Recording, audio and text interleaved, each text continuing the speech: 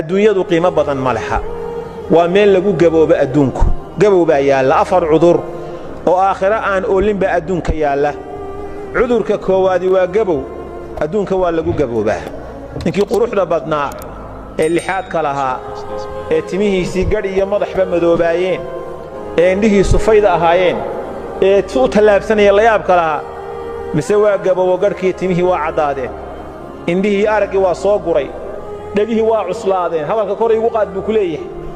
ninka itaal roonaa oo ka qurux badnaa ninkaas waxaa lagu leeyahay weli lama arag ninkaas ku dhexdhacay aad moodid shay naqaska laga saarayo kale waxa badan markaa maanta ahdaafta waaweyn intay dadku ilaabaan wax yar yaroo sakayna ku mashquulaan waxaa laga yaabaa inta saacadood aad ku bixisay iskuulka ayaad saaqidin oo ka warran yowmulqiyaama haddaad saaqido maalinta aan saaqidnimo ka weyni jirin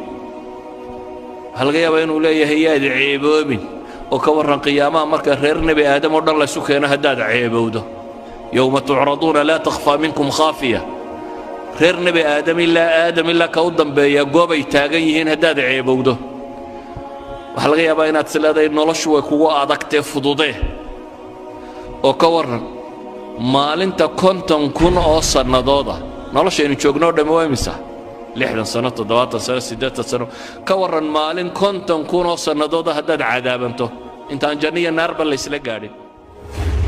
hadduu yidhaahdo qofku tanun baan aqaanaa tii dambe ma aqaanee qorshahayga way ka baxday tanun baan aqaanaa hadduu yidhaahdo waa majnuun uu waalan yahay qofkaas ilaa dabiibuu u baahan yahay adduunyada isticmaal lama diidano laakiin sideed u isticmaalaysaa sida ninka guriga la musqusha uu isticmaalo adduunyada uu isticmaal qadra daruura adduunyada ka qaado adduunku waa meel lagu gaajoodo gaajaa taal intaa waxaad maqlaysaa waxbaa dhammaaday waxbaa go'ay waxbaa intaa kala waxaysan adduunku waa meel lagu bukoodo oo bugtaa taalla waxaa dhakhaatiirtu dabaqya dhisatay jaamacado looga soo baxay kaadha loo goosanaya farmasiya loo furtay waa idinka arkay bugtaa taalla adduunka geeri baa taalla noloshu inaanay rasmi ahayn garo geeri iyo gabow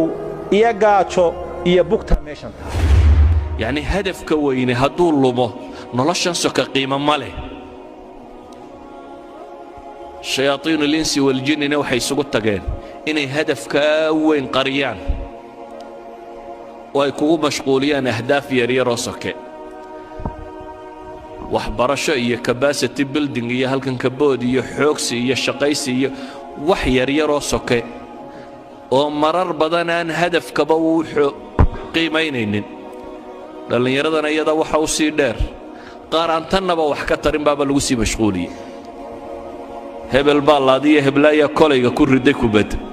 oo hadduu ku rido maxaa kaa galay maxaa ka soo baxaya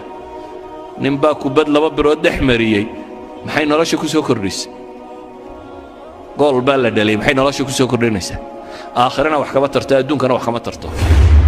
maxaa yeelay adduunyada nolosheedu ma dhammaystirno haddaad shabaab tahay berri waad gaboobi haddaad maanta caafimaad qabto berri waad bukooni haddaad maanta qani tahay berri waad faqiiroobi haddaad maanta murugsan tahay haddaad maanta faraxsan tahay berri waad murugooni haddaad maanta shabaab tahayna berri waad gaboobi haddaad maanta nooshahayna berri waa dhiman adduunyadu ma dhammaystirmayso low kaana liibni aadama waadiya min dahab axaba an yakuuna lahu waadiyaan ina aadan haddii la siiyo tog dahab oo socda buu nebigu yidhi kun labaad buu jeclaan buu yidhi haddii kun labaad la siiyana ku saddexaad buu jeclaan buu yidhi ina aadan afkiisa wax kale ma buuxiyaane qabriga marka la geliya ciidda lagu guro unbuu dhirgaa buu rasuulku yidhi markuu qofku jannada galo ogeysiis baa la siinaya inna lakum an tasixuu falaa tasqamuu abadan ahlu janna waxaad leedihiin inaad caafimaad ku noolaataan weligiin xanuunsan maysaan dhakhtar lagama yaqaano lambar la goosto iyo kaadh iyo farmasiye iyo adduunka ugu dambaysa dhakhaatiirta aakhira shaqa kuma laha adduunka waxay goosanayaan ha goostaan laakiin aakhiro ditooriya dhakhtar iyo waxaa lagama yaqaano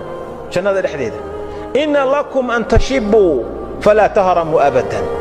waxaad leedihiin dhallinyarannimo inaad ku noolaataan oo idinnaan weligiin gaboobin awowgaagii tobnaad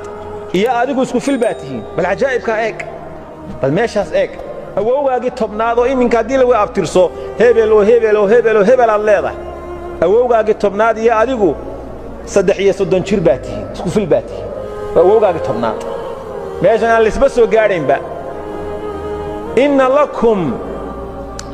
an tancamuu falaa tab'asuu abadan waxaad leedihiin nimco inaad ku noolaataan weligiin dhibaato arki maysaan adduunyadu mar waa guug mar waa dayr mar waa diraac mar waa jiilaal waa iska arkaysaa intaa oo qofku wadaad maanta wax haysato biri wax ma haysatid reer iyo xaas hadduu jiro biyihii waa madheen baa lagu odhanayaa waa go'an yihiin raashinkii waa dhammaaday saliiddii waa dhammaatay biilkii waa go'ay maa lahaa min nafaadin risiqa jannada yaalla wax dhammaanayaba maaha way ku aftaqaannaa jannadu markaad istidhaahdo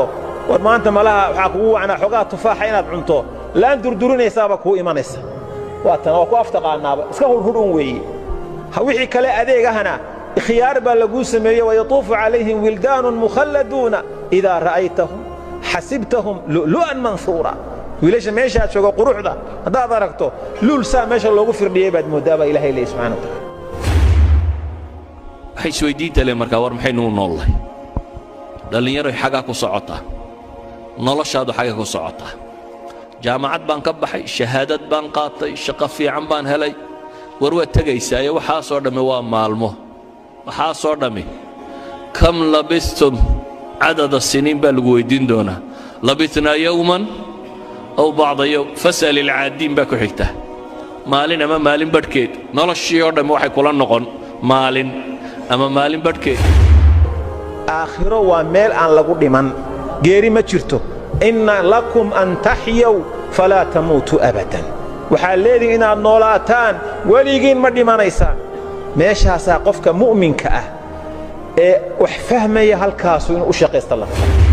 ahlu jannahu buu rasuulku yidhi markay jannada galaan afar shay baa loo bishaaraynayaa waxaa la odhanayaa ahluljannow maanta laga bilaaba waxaad leedihiin nolol aan dhimasho dambe lahayn shabaabnimo aan gabow dambe lahayn nicmad aan dhibaato dambe lahayn caafimaad aan xanuun dambe lahayn baa la odhanayaa kelmadaydu markaa waxay ku kooban tahay nolosha yoolkeedu yuu idinka qaldamin ilaahay waxaan ka baryayaa subxaana wa tacaala inuu ina wada sugo inuu inagu sugo dariiqa xaqa ah inuu inaga badbaadiyo cadaabkiisa